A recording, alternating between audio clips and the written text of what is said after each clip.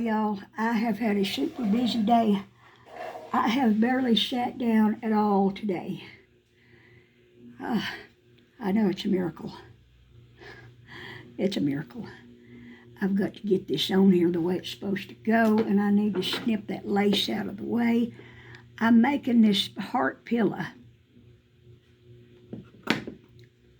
Did I tell y'all?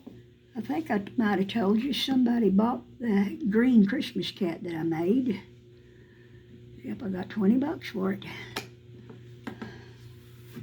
Get what you can for your stuff, because you know how much time and work you put in on it. You know better than anybody how much time and work you put in on everything you do. Nobody else knows unless they're sitting right there beside you the whole time. Otherwise, they don't know. I hope I can get this together just right. I think it's going to come together pretty good. I'm so excited about this, I can't hardly stand it. This is that heart pillow. I made 3 cat faces.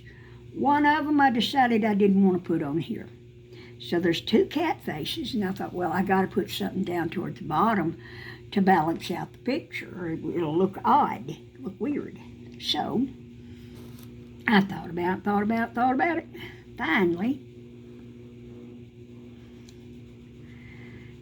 Finally, I thought, well, I'll just cut out a simple heart and put on there. And so I looked around in my material, my bins of material, and found a beautiful, it's a white background with blue print on it, just blue, of a cat sitting in a window. And there's a basket there with flowers and leaves, and there's just all kind of beautiful designs on it. Kind of like this, but that's paisley, and in this design it's not. Let me get the material and I'll show you.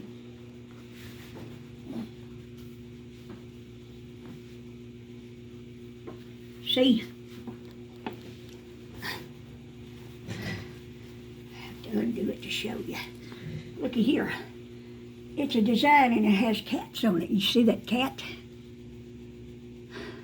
I cut out a heart shape around it and put it on there. Look at this beautiful material.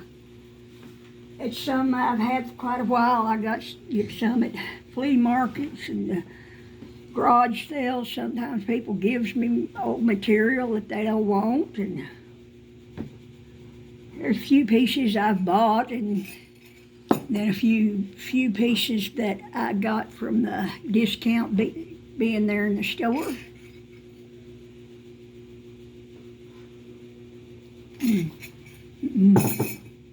That's good. I just now finished drinking my coffee milk, and it is late in the afternoon. I didn't get up. I slept until 12:30. I didn't get up till 12:30. That's about how long I slept today. And I needed the rest for some reason, because I woke up earlier. I woke up a couple of hours before that, looked at the phones, checked the time, and I think it was getting close to 10 o'clock, and I felt I just went back to sleep. And I slept good, but I had the weirdest dreams, as always. But I slept and got enough rest. It took till 12:30 this afternoon. I needed the rest.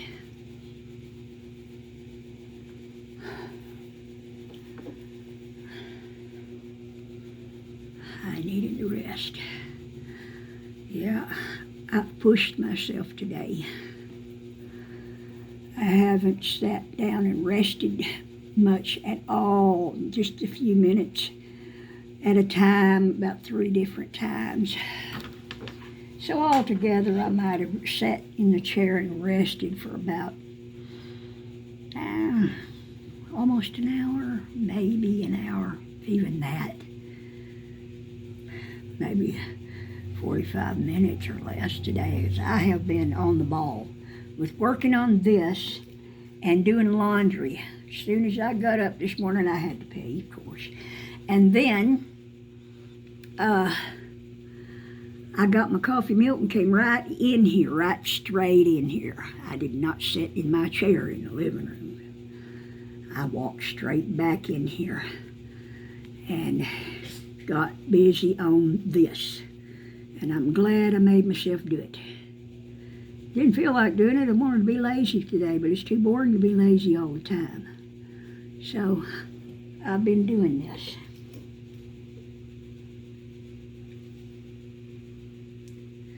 I'm going to turn it and put a pin in it over here.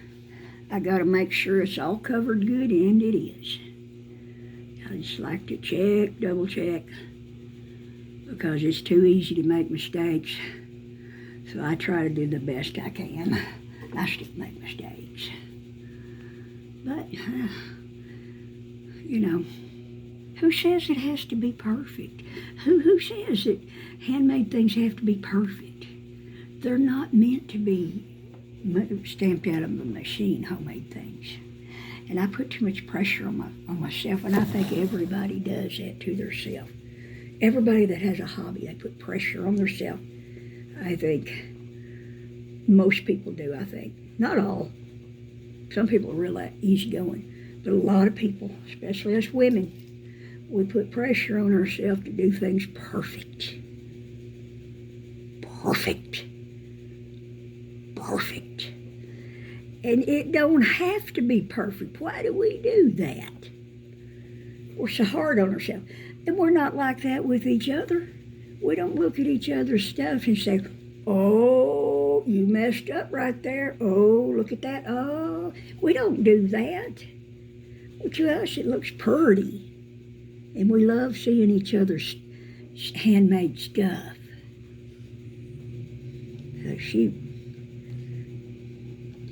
It's weird. You know, it's weird.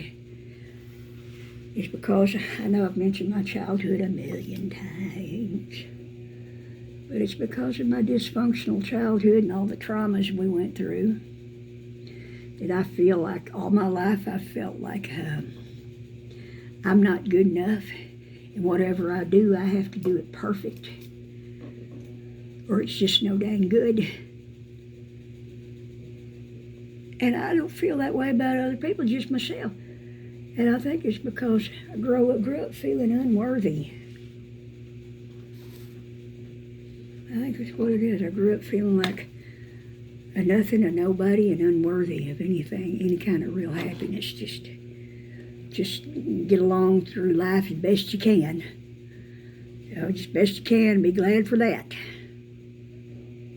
Don't expect anything good to happen, and then you won't get disappointed.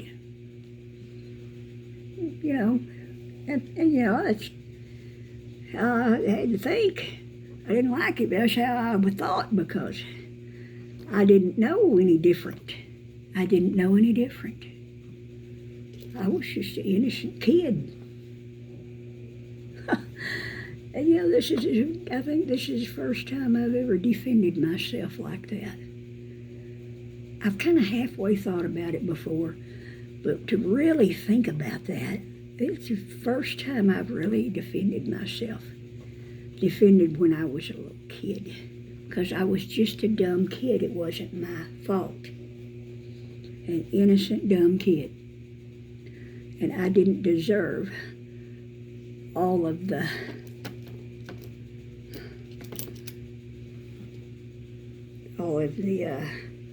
resentment that my mother had towards me. She had a lot of resentment towards me. And I think it's because of something that I saw back when I was a 4-year-old kid. Something I saw that no kid should ever have to see. And I think that I went and told my daddy. And when that happened, the stuff hit the fan. I don't remember there being a fight or anybody yelling or anything. You know, it was just another night, go to bed, go to sleep. And I slept with my mom. We slept in a double bed in one bedroom, and Dad and the boys slept in another bedroom. Because by then, Mom and Dad weren't sleeping together. And Mom was having I'm not going to say it. I've talked about it before. I'm not going to say it again. I hope she has repented of that. I think she has. I think God has forgiven her because she was into the Bible and praying and stuff. She talked about the Lord a lot her last few years. So in all fairness. But it just shows you, kids don't get over all that stuff just, they don't just shake it off and then walk off like nothing ever happened and grow up to know how to think right and what's the right way to act and behave and the right way to live and the right things to expect and this and that, and not have to just be, in the trauma survival mode all the time.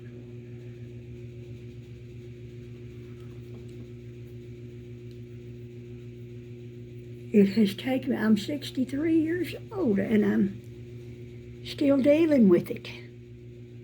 That ought to tell you something. I'm still dealing with it. Well. Now the time has come to sew this together.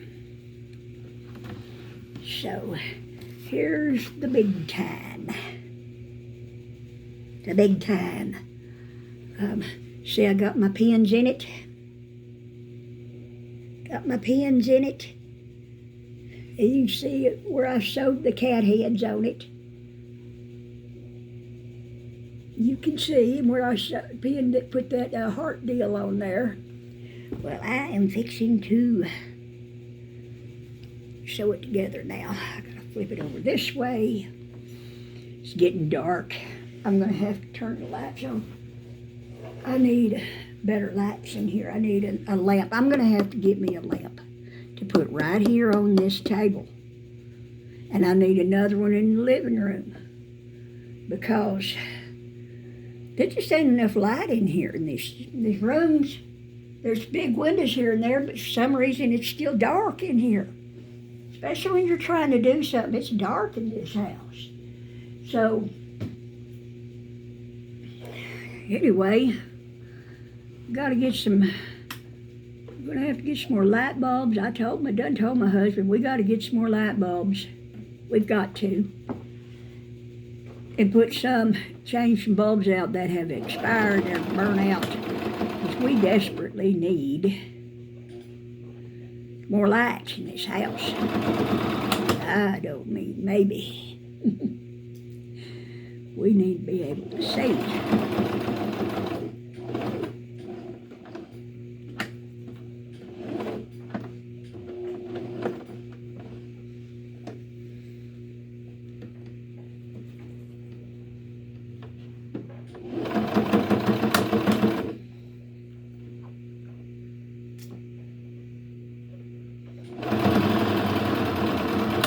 Have to relearn how to think.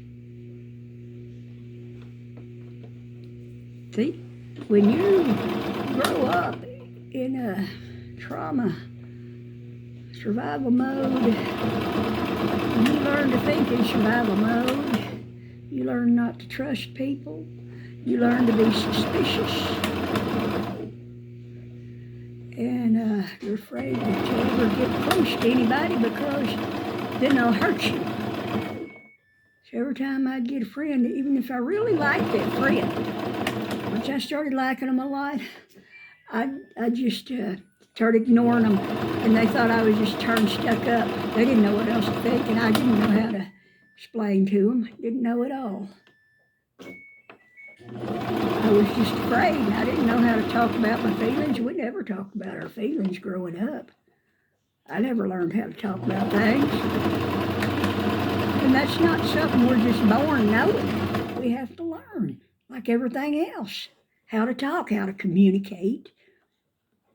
communicate well, where you know how to get your point across, and where people can understand what you're saying, where they can get an understanding of where you're coming from, maybe. And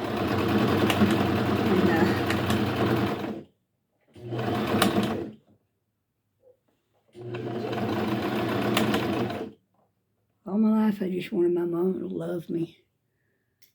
That's all. I just wanted her to love me. That's all.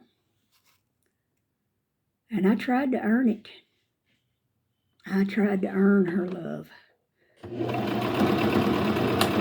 As a teenager and as an adult, I did stuff for her, especially, once I got into my 20s.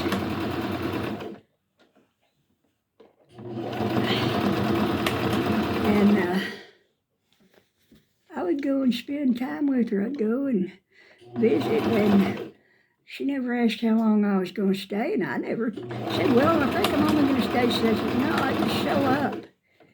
I just show up, wouldn't even have to call ahead, just show up. And Mom would act like she's glad to see me, So we did have some good times. I think she did love me a little bit. But I think it was something in that past. There was something in that past that just threw a monkey wrench into our relationship as mother and daughter. Something threw a monkey wrench in it. Oh, I'm going to have to go down one or two more stitches. 1, 2, that's it. Now back up 1, go ahead, 1 right there, turn it right in the where the V stitch is here in the heart, the V stitch.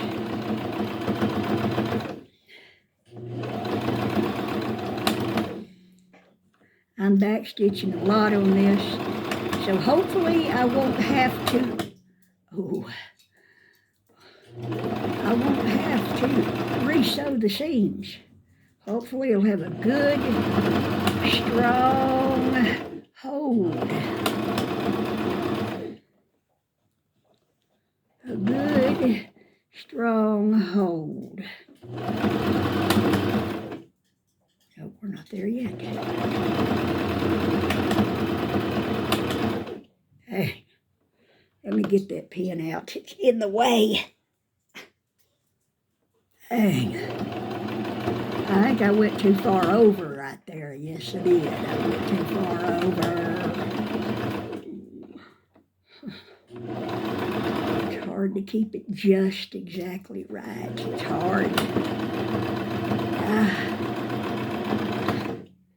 It's hard.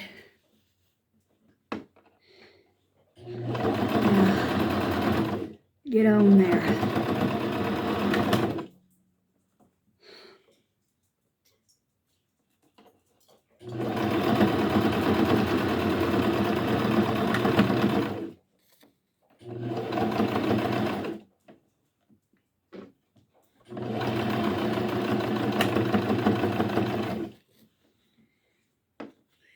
Bitty surprise, a little bitty surprise.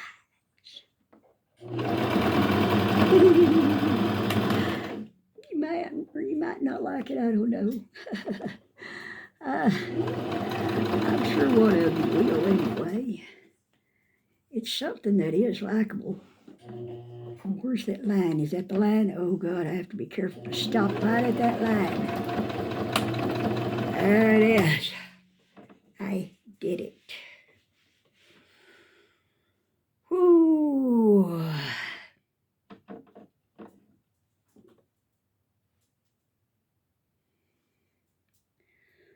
I did it. Okay.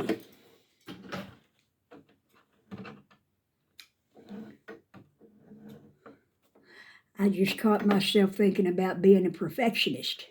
That's why I hesitated like that. I was thinking, well, maybe I ought to do and I kind of weighed the pros and cons. I don't need to do that. I don't need to do that. So you want to try not to overdo things sometimes. Okay. And now I gotta take these out. The pins. I backstitched a lot around here. I can see every place that I backstitched. Yeah. Every couple of inches, sometimes a little less. Yep.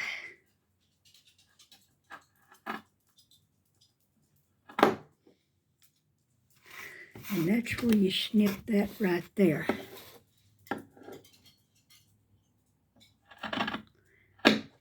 Okay.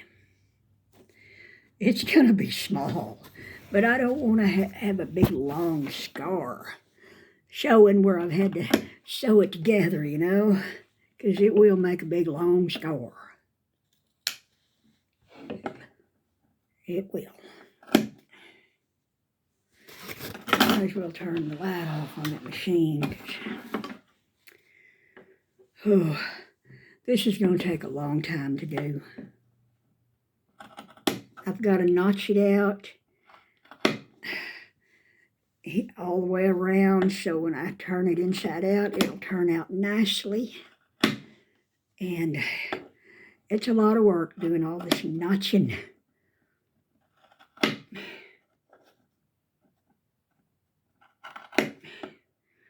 It's a lot of work.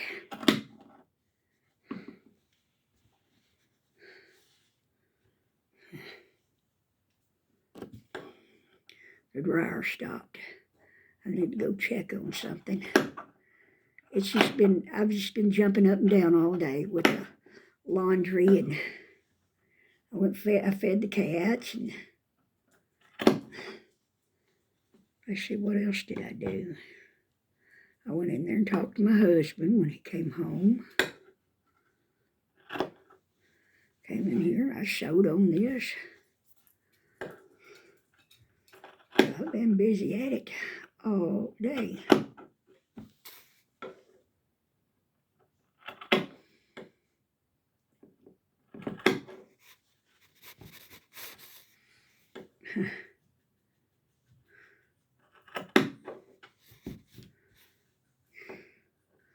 Okay, let me keep going this way.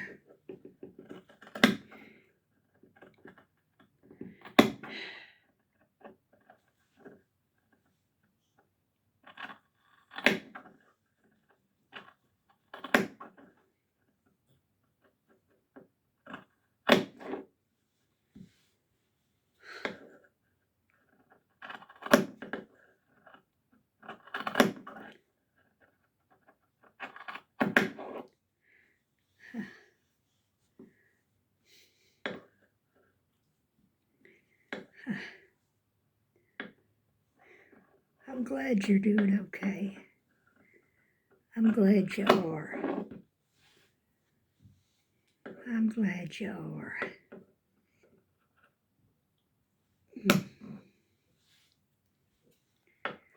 Oh yeah, oh yeah. Did I turn that off? I think I did. I thought I turned that off.